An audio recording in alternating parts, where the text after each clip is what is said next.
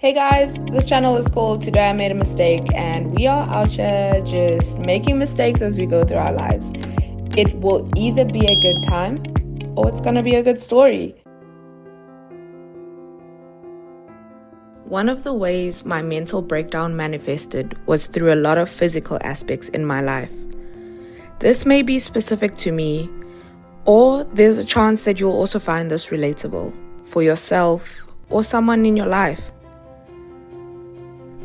There's a few ways we're going to look at this, and this will be one of the more serious videos because in all honesty, I don't know how to joke about this. I'm going to talk about my living space and environments, the changes that happen to my body, what my social life and interactions look like, including any hobbies I had or lack thereof. Also, my career and my overall attitude towards life. Living space and environment. If you ever walked into my bedroom over the last 2 years, it probably looks something like this. Clothes everywhere, floor nowhere to be seen, bed covered, laptop on bed, empty food packages. It's disgusting to admit, but it happened. Right now, my room is tidy most of the time, with each and every item having a place. I actually get quite annoyed when something is out of place. I've learned that my bedroom is a direct reflection of my mental state, and also my room has an effect on my mental state. If you want to know if I'm okay, just look at the state of my room. Research from 2020 has shown a link between messy rooms and depression. Signs of depression may include a lack of motivation, leading to an unkempt space. Psychology says that messiness can indeed be a sign that a person is having trouble. Just like someone who is suffering from OCD and has to control everything, being a messy person might show that they are dealing with depression or some other mental illness. I use star signs a lot to understand myself and others. At the company I worked at, there were a lot of Virgos.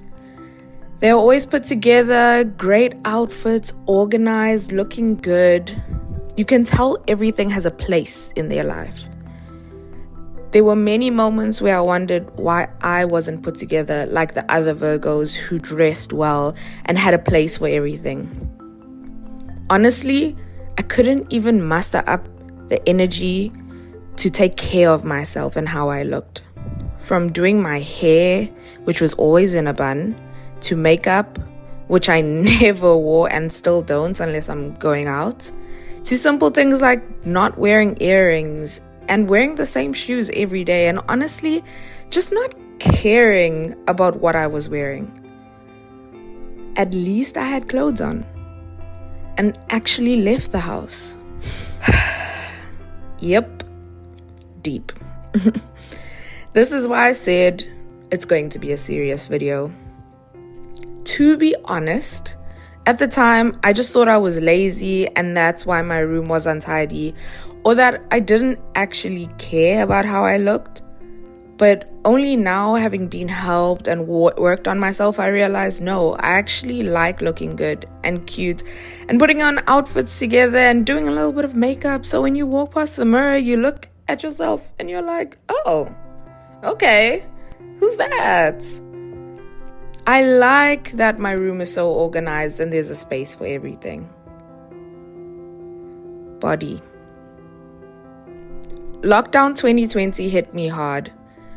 I had put on maybe 20 kgs, my skin was horrible because I had breakouts, my hair had thinned out, my face was discolored, and there was just an overall unhappiness.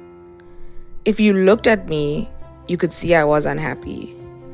I remember I spent about 5 months at my parents' house, but I definitely wasn't there. I wasn't present. I was angry at myself and I hated myself because I felt ugly.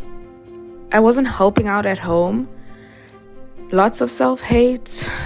But I realized that through everything that I was doing to myself, not sleeping, tons of coffee, eating on a weird schedule, all my body was doing was trying to take care of me. I had put on weight because I would spend the day not eating.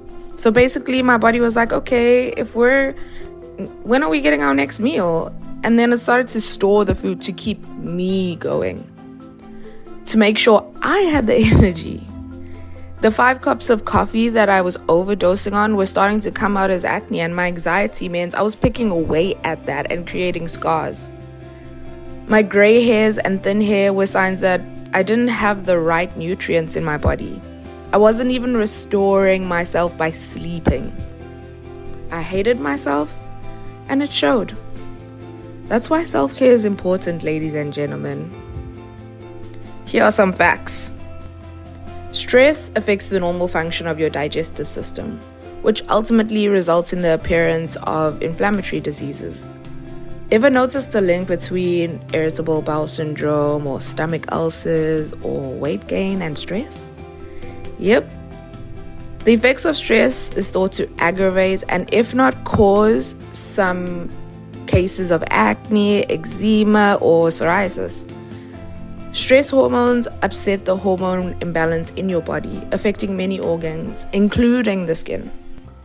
Some studies have shown that stress has many effects on the human nervous system and can cause structural changes in different parts of the brain. The adrenaline hormone is responsible for the following physical symptoms under stress: shallow breathing, heart pounding, profuse sweating, intestines shut down, tense, apprehensive jitters. And this is great if you're in physical danger, like being chased by a lion. But if you are producing this adrenaline and all you're doing is sitting in front of a laptop, what happens to that? Where does it go? When your intestines are shutting down, what is it for? Without the option of running away or working off the adrenaline that you've produced, it stagnates in your body. When you aren't able to let go, relax, and unwind, the effects of stress can be harmful. Ironically enough, one of the consequences of stress is persistent loss of a good night's sleep. And in turn, insomnia can cause even more harm to your body and your mind. Hobbies. I had none. I didn't know what I liked outside of work. I didn't know what else I enjoyed besides strategizing and planning and reporting. A friend actually said to me one day at lunch, "Do you think you work all the time because you don't know who you are outside of working hours? And if you had to stop working at 5 p.m., you would actually have to spend time with yourself, and do you know what that means?" Guys, like I said, I have people in my life that will hold me accountable to taking care of myself. Now, I do everything. I wake up and I wonder, what's the new thing I'm going to explore today? What mistake am I going to make? And I ask myself these questions with a lot of excitement. Socially, I thought I was an introvert. Actually, I did a Myers-Briggs test for work in 2019, and the results were INTJ. Basically, the Myers-Briggs test sorts people into one of the 16 four-letter personality types. So, like INTJ, ENFP, you've seen those things.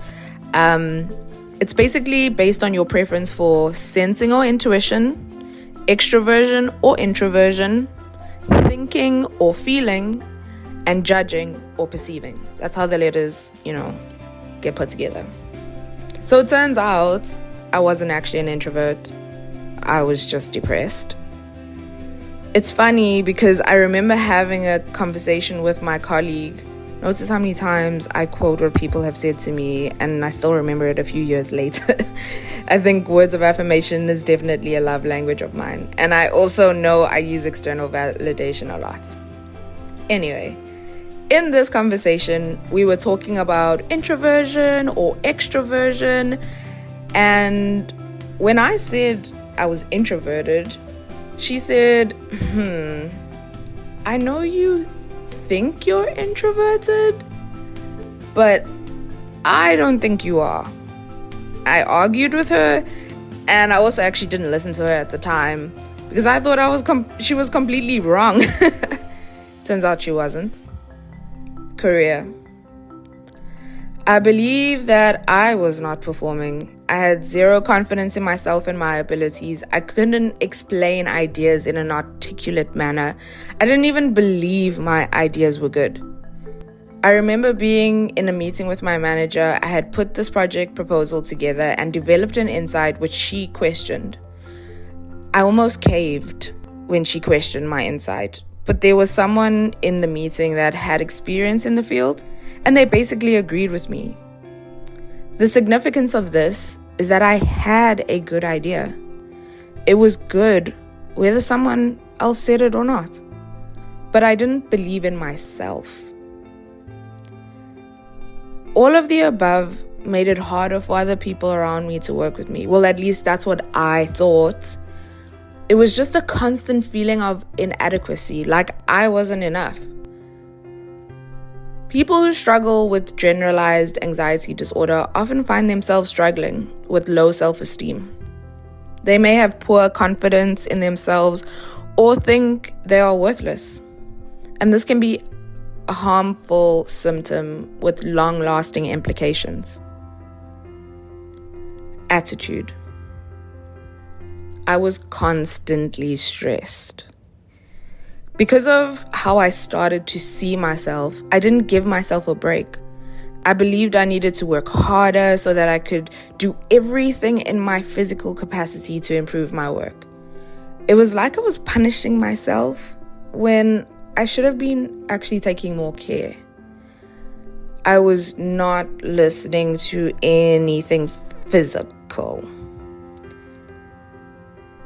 I hope this kind of gives you an idea of how you could actually identify this in yourself or maybe others. There are telltale signs. It's good to be aware of them and pay attention, and all is not lost. There are ways to get help. From my personal experience, I can tell you that you are not broken. You just need to allow yourself to be helped. Today I made a mistake. I didn't love myself, I didn't help myself, and I didn't take care of my body.